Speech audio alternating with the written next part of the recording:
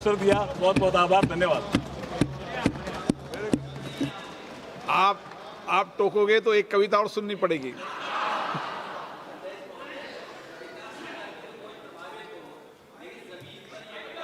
आपको एक दो कविता सुननी पड़ेगी, दो बार बोलोगे तो। गौरव गोगोई जी, गौरव गोगोई जी। कितनी मुख्यमंत्री बनाया आपने? धन्यवाद अध्यक्ष महोदय।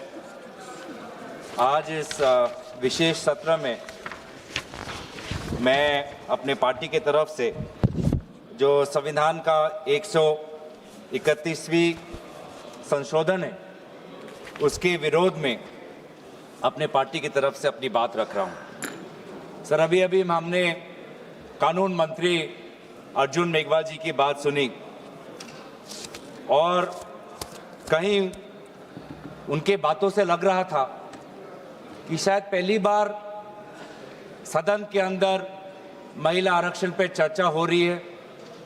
आज ही हर्ष का दिन है, आज ही उल्लास का दिन है, आज ही पारित हो रहा है, पहली बार हो रहा है, ऐतिहासिक हो रहा है, ऐसा उन्होंने एक ढांचा बनाने की कोशिश की। लेकिन आज से ही 3 साल पहले तब आदरणीय गृह मंत्री जी, उस समय भी ऐसी ही बातें उन्होंने की।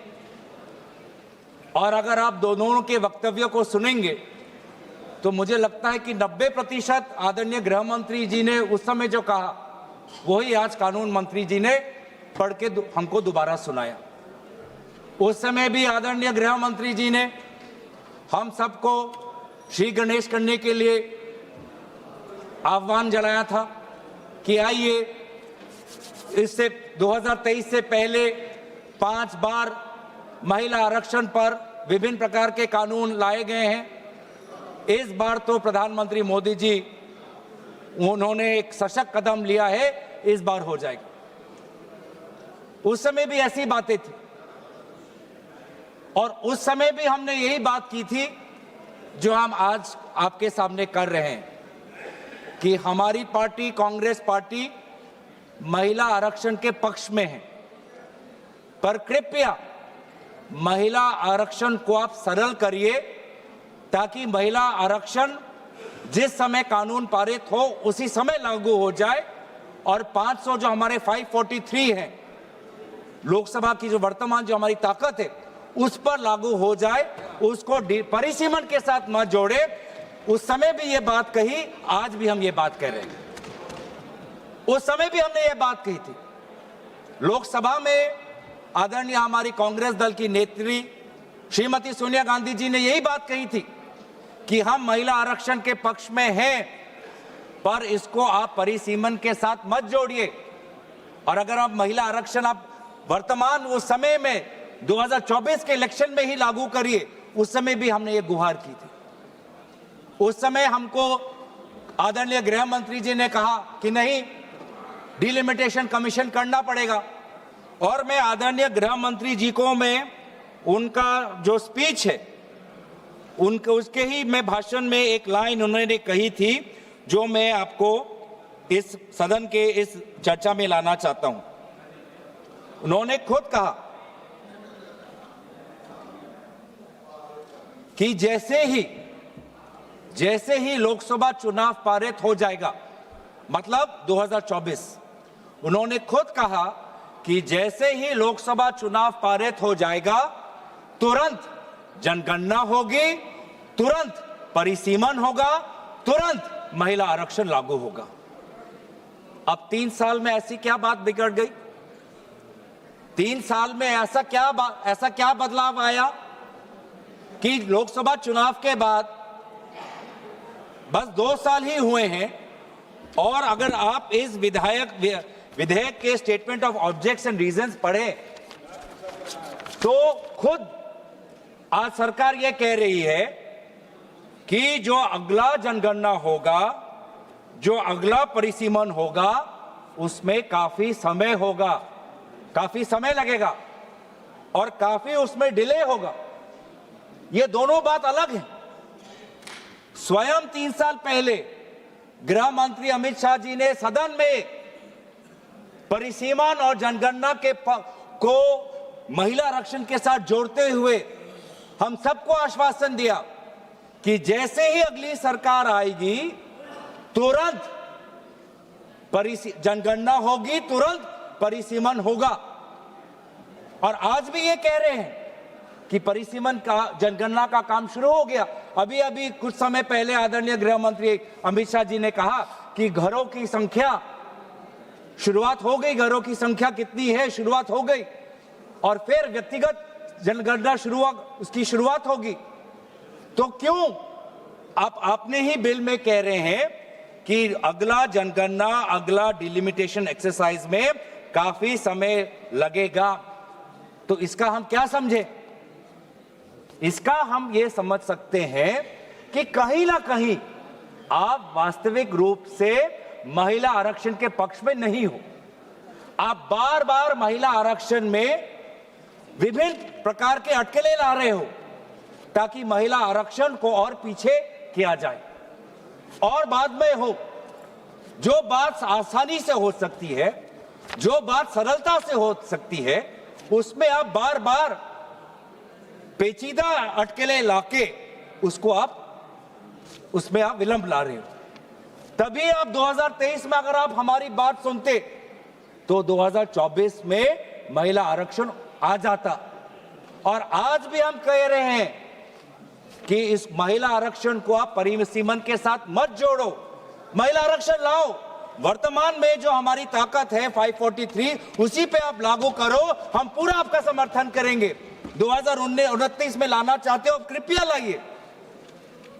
पर जो बात आपकी, जो हर बात में आप जो राजनीति करते हो, सिंबोलिज्म की पॉलिटिक्स जो करते हो, ये साफ साफ इस आपके इस बिल में, तीनों बिल में दिख रहा है कि ये आपका महिला आरक्षण लाने का बिल नहीं है, ये देश को बैकडोर के द्वारा परिसीमन करने का ये बिल है। ये आपकी मंशा है, महिला आरक्षण बिल नहीं है ये। हम परिसीमन की आपकी ये मंशा है, उस पे आप महिला आरक्षण का आपने एक लेबल लगा दिया है, ढांचा लगा दिया।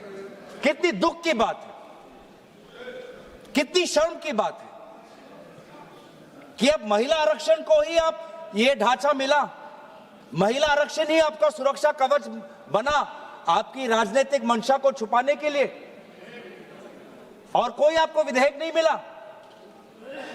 मतलब आपकी ही मंशा नहीं है। और दूसरी बात यह है कि विलंब क्यों? पहली बात तो शंका इस बात पे उठती है कि आप महिला आरक्षण के पक्ष में नहीं हो, नहीं तो आप तुरंत लेके आ जाते। और दूसरा जो शंका मन में पैदा होता है कि आप जाति जनगणना के पक्ष में नहीं हो, क्योंकि 2023 और 2026 के बीच में एक ही अंतर आया है। 2023 में भी आपकी सरकार, 26 में भी लोगों ने आपकी सरकार लेके आए हैं। 2023 में आपने कहा कि जनगणना होगी, परिसीमन होगा, फिर महिला आरक्षण होगी, और आज आप कह रहे हैं कि नहीं, जनगणना से पहले हमको महिला आरक्षण लाने की कोशिश करना चाहिए। क्या फर्क आया? फर्क बस इतना ही आया कि पूरे इंडिया अलायंस और विभिन्न विरोधी दल के दबाव में, आदरणीय राहुल गांधी जी के नेतृत्व में, हमने आपके सरकार को विमर्श किया कि आपको जनगणना के साथ जाति जनगणना करनी पड़ेगी, जिसका उल्लेख आपने एक प्रेस रिलीज के द्वारा आपने फरवरी के महीने में किया, दबाव में आके किया। इसके पक्ष में आप नहीं थे। इससे प्रेस रिलीज से पहले कई बार सदन के अंदर, सदन के बाहर क्या क्या हम पर आलोचना नहीं हुई। कभी अर्बन नक्सल, कभी देशद्रोही, क्या क्या नहीं कहा, देश का बंटवारा चाहते हैं, क्या क्या आरोप नहीं लगाया। लेकिन जब आपने खुद देखा कि देश के लोग, अति पिछले वर्ग के लोग, अल्पसंख्यक जब वो चाहते हैं, जनजाति लोग, अनुसूचित जाति लोग जब वो चाहते हैं कि जाति जनगणना हो, तो आपने विमर्श होकर आपने जाति जनगणना लेके आए। अब आप वो जाति जनगणना को नहीं करना चाहते, आप नहीं लागू करना चाहते। अभी भी समय है, 2026 है, आप कह रहे हो कि काम आपका शुरू हो गया है। तो आपको क्यों लगता है, आपने क्यों यहां पे लिखा है कि कंसिडरेबल टाइम लगेगा और पार्टिसिपेशन ऑफ वुमेन जो है हमारे पॉलिटिक्स में वो डिले हो जाएगी? मतलब आप जाति जनगणना के पक्ष में नहीं हो। साफ साफ आपका उद्देश्य, आपकी राजनीति यहां पे है। मैं पढ़ देना चाहता हूं। The next census and consequential delimitation exercise thereafter will take considerable time and thus delay the effective and dedicated participation of women in our democratic polity. Hence, the objective of the proposed bill is to operationalize 1/3 reservation for women through a delimitation exercise to be undertaken on the basis of the population figures of the latest published census. ये क्या तरीका है कि महिला आरक्षण को लागू करने के लिए आप एक डिलिमिटेशन को बुलडोज कर रहे हो? बुलडोज कर रहे हो आप डिलिमिटेशन। आप जो ये बिल में आप जो ये संख्या लाए हो क्लॉज 3 में कि आर्टिकल 81 ऑफ कॉन्स्टिट्यूशन में संशोधन आना चाहिए कि 815 मेंबर्स आने चाहिए, कहां से आया ये संख्या किसने निर्धारित किया? सरकार।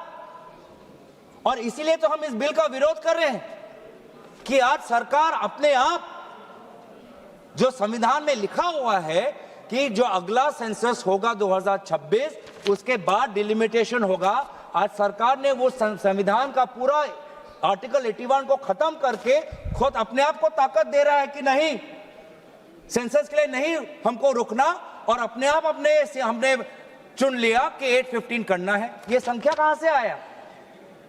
नागपुर से आया? किसी शाखा से आया? कहां से आया? कोई सरकारी दस्तावेज, कोई पार्लियामेंट्री पेपर, कोई पार्लियामेंट्री कमेटी की रिपोर्ट, कहां से आया 815 नंबर? क्या आसमान से टपक गया? कहां से आया? यही तो हम जानना चाहिए। इसलिए तो हम कह रहे हैं कि सरकार के पास इस विधेयक को इंट्रोड्यूस करने की लेजिस्लेटिव कॉम्पिटेंस है ही नहीं कि वो सरकार अपने आप कैसे तय कर ले कि पार्लियामेंट की सदन की संख्या कितनी बढ़नी चाहिए अपने आप, बिना सेंसस की। तो बार बार ये हमको पता चलता है कि आप डिलिमिटेशन को एक राजनीतिक अस्त्र के रूप से, आप इसको एक हथियार के रूप से आप इसको व्यवहार करना चाहते हैं, जो मंशा नहीं थी। जो हमारे संविधान के निर्माता थे, डिलिमिटेशन किसी राजनीतिक दल के राजनीतिक हथियार के रूप में निर्माण करना उनका मंशा नहीं था। डिलिमिटेशन की मंशा क्या थी कि जैसे जैसे जनसंख्या बढ़ेगी, प्रशासन के लिए, सुशासन के लिए हम अपने डिलिमिटेशन अपने विधानसभाओं का, लोकसभा क्षेत्रों का ऐसा करें ताकि लोगों को प्रशासनिक सुविधा मिले, ताकि सुशासन सुचारू रूप से हो। इस उद्देश्य से डिलिमिटेशन हुआ था। लेकिन हमने देखा है कि इस सरकार के द्वारा किस प्रकार से डिलिमिटेशन को, किस प्रकार से एक निजी और काफी निम्न स्तर की राजनीतिक अस्त्र इसको बनाया गया है। मैं 2 प्रदेशों का उदाहरण देना चाहता हूं कि कैसे आज डिलिमिटेशन का व्यवहार किया जा रहा है। एक जम्मू कश्मीर, दूसरा असम, दोनों प्रदेशों में डिलिमिटेशन, दोनों प्रदेशों में। और एक में क्या हुआ, जम्मू कश्मीर के जब आपने परिसीमन की तो वहां पे आपने डिलिमिटेशन कमीशन बैठाई और वहां पर आपने सेंसस, कौन से सेंसस का आपने इस्तेमाल किया? 2011 का।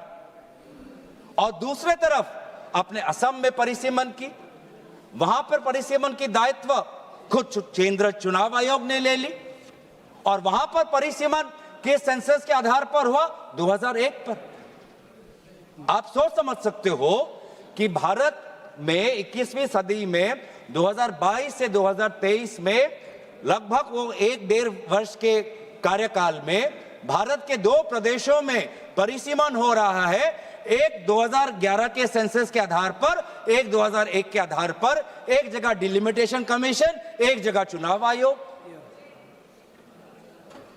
तो साफ साफ पता चलता है कि ये डिलिमिटेशन किसी प्रकार से नागरिकों को, आम नागरिकों को सुविधा देने के लिए नहीं, डिलिमिटेशन बस आप अपने राजनीतिक सत्ता को और मजबूत करने के लिए, अपने राजनीतिक जड़ों को मजबूत करने के लिए आप इसका इस्तेमाल कर रहे हैं। डिलिमिटेशन का तात्पर्य क्या था कि हर जो क्षेत्र हो, चाहे लोकसभा क्षेत्र हो चाहे विधानसभा क्षेत्र हो, उसकी जनसंख्या लगभग समान होनी चाहिए। मैं बताऊं असम में क्या हुआ। असम में एक लोकसभा है 14 लाख लोगों का और एक लोकसभा है 26 लाख लोगों का। 26 लाख लोगों का। ये किसकी सुविधा देख रहे हो? किसकी सुविधा देख रहे हो आप? आम नागरिकों की तो नहीं हो सकती, क्योंकि वो 26 लाख का लोकसभा क्षेत्र इतना बड़ा है, वो किसी प्रकार से किसी ना प्रशासनिक रूप से ना सुशासन के रूप से वो किसी का फायदेमंद हो सकता है। ऐसा डिलिमिटेशन हुआ है सर कि एक विधानसभा में कहीं 4 जिला परिषद और कहीं 2 जिला परिषद। ऐसा डिलिमिटेशन हुआ है कि एक पंचायत में 10 वार्ड, 2 वार्ड एक विधानसभा में, 3 वार्ड दूसरे विधानसभा में, 3 वार्ड चौथे विधानसभा में। यह है परिसीमन। और अफसोस की बात, इसको हम चैलेंज नहीं कर सकते। और यही जो आज इस प्रकार को अमेरिका में कहते हैं जेरीमैंडरिंग, पूरा कंप्लीट पॉलिटिकल एक्सप्लॉयटेशन, कि कोई एक ज्योग्राफिकल कंटिग्यूटी होती है सर। डिलिमिटेशन में एक और चीज होती है कि geographical, besides administrative efficiency, geographical contiguity होनी चाहिए। लेकिन आज आपने ऐसे क्षेत्र बनाए हैं कि एक नदी के इस पार और एक गांव पहाड़ के उस पार। किस लिए? ये किस प्रकार का ज्योग्राफिकल कंटिग्यूटी है? आप मैप देखिए सर। अब यही चीज जो उन्होंने असम में किया, जो उन्होंने जम्मू कश्मीर में किया, अब महिला आरक्षण के द्वारा पूरे देश में यह कहना चाहते हैं। कितनी शर्मनाक बात है, कितनी शर्मनाक बात है, दुख की बात है कि आप इस प्रकार का महिलाओं का आप राजनीतिक दुरुपयोग कर रहे हो महिला आरक्षण के नाम पर। आप भारतीय संस्कृति की बात करते हो, भारत की देवी देवताओं की बात करते हो, भारत के उपनिषद और पुराणों की बात करते हो, और यह है आपका मंशा, डिलिमिटेशन। हमने ये खुद देखा है सर कि आज कहीं ना कहीं ये एक शंका है कि एक, आप महिला आरक्षण के पक्ष में नहीं हो। शंका दूसरा कि आप जाति जनगणना के पक्ष में नहीं हो। शंका तीसरा कि आप डिलिमिटेशन नागरिकों के हित में नहीं, डिलिमिटेशन खुद के हित में करते हो। यह भी तीसरा शंका है। और चौथी शंका यह है कि आप संविधान को आप धीरे धीरे आप कमजोर कर रहे हो। संविधान के आर्टिकल 81 में खुद लिखा है कि जो सेंसस, अगला जो सेंसस होगा, उसके आधार पर 2026 का उल्लेख वहां पर है संविधान पर। संविधान में उल्लेखित है आर्टिकल 81 में कि 2026 में जो सेंसस होगा, उस जो सेंसस जब पब्लिश होगा तो उसके आधार पर हम आगे बढ़ेंगे, डिलिमिटेशन होगा। अब आज आप इस महिला आरक्षण के बिल के द्वारा आप संविधान को भी कमजोर कर रहे हो। जो 2026 की जो बात आर्टिकल 81 में है, आप उसको भी आप कमजोर करके कह रहे हो कि जब सदन कोई कानून लाएगा तब उस कानून में जिस सेंसस की बात होगी उस सेंसस के आधार पर हम परिसीमन करेंगे। मतलब जो बात संविधान में लिखी है, जिस बात को चाहे किसी दल की सरकार आए, उस बात को अमल करना है। आपने उस संवैधानिक सुरक्षा को कमजोर कर आपने एक ऐसा कानून लाना चाहते हो कि सदन में जिसकी ताकत, सदन में जिसकी बल, वो निर्धारित करेगा कि किस सेंसस के आधार पर परिसीमन हो। वाह, तो किस प्रकार से संविधान के पक्ष में हो? ये बिल महिला विरोधी है, ये बिल जाति जनगणना विरोधी है, ये बिल संविधान विरोधी है, ये बिल जो हमारे पूरे प्रदेश का, पूरे देश का जो फेडरल स्ट्रक्चर है उसके विरोध, फेडरल स्ट्रक्चर के विरोध। सर, हमारे अध्यक्ष महोदय,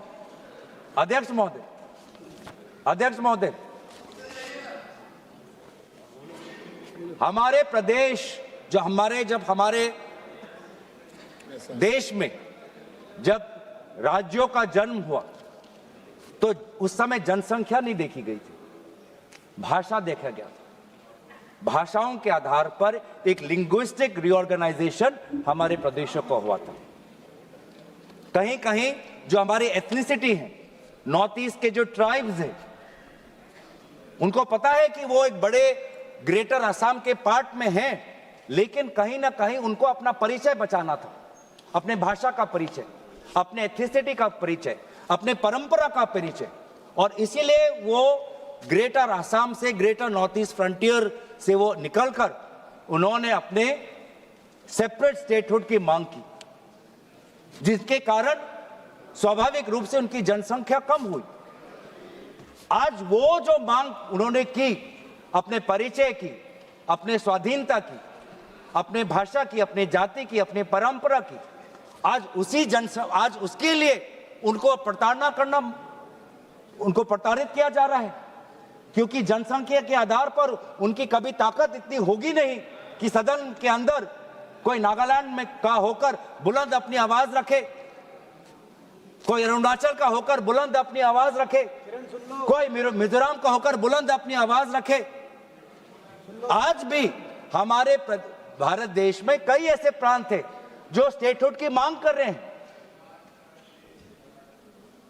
गोरखा का एक मांग है, सेपरेट स्टेटहुड की मांग कर रहे हैं, और आज जब वो सेपरेट स्टेट होंगे तो उन्हीं की जो जनसंख्या है उनके कारण उनको कमजोर किया जाएगा।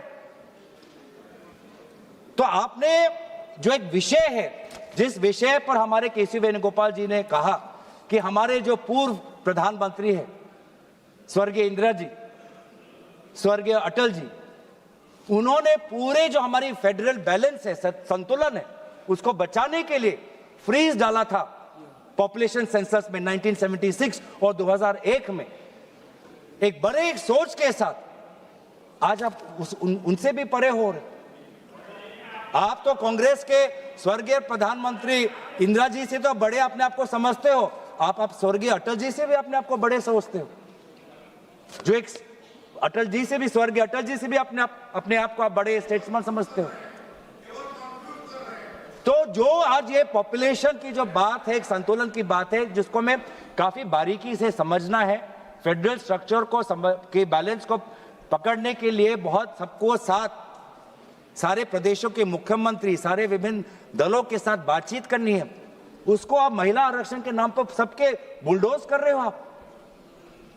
हम दोबारा आपको कह रहे हैं, लाइए महिला आरक्षण, हम इसके विरोध में नहीं है, महिला आरक्षण लाइए, लेकिन ये परिसीमन के अटकेले और इस परिसीमन के जाल से इसको बाहर निकालिए, सरल करिए, आसान करिए, लागू करिए, ताकि हम सब देख पाए। इससे महिला आरक्षण के द्वारा आप अपने राजनीतिक रोटियों को मत सेकें। मैं दोबारा कोशिश करूंगा कि काफी परिसीमन को लेकर इस देश में गंभीर सवाल उठ रहे हैं, जिस सवालों का जवाब, जिस मसलों का समाधान पूर्व में हमारे स्वर्गीय प्रधानमंत्री ने किया है, और काफी एक बारीकी से काफी संतुलन उन्होंने सृष्टि करने में वो सफल हुए। उस संतुलन को आप अपने राजनीतिक रोटी के लिए, अपने राजनीतिक मुनाफा के लिए भारत के उस संतुलन को मत बिगाड़िए।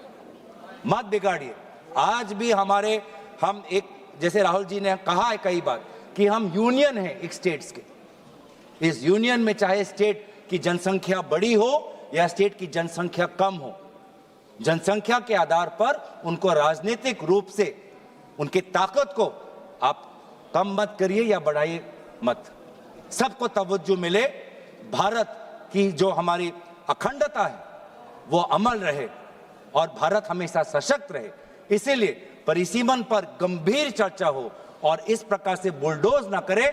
महिला आरक्षण पर आप उसको इस ढांचे से निकाले, एक सरल बिल लाइए, जो आप हमारे इस सुझाव को कबूल करिए। इसलिए आपने इस प्रकार के गैर संवैधानिक, गैर महिला, गैर जाति जनगणना, गैर जो हमारे संघीय ढांचे के खिलाफ बिल लाने के कारण हम पुरजोर तरीके से इस बिल का विरोध करते हैं। धन्यवाद। तेजस्वी सूर्या।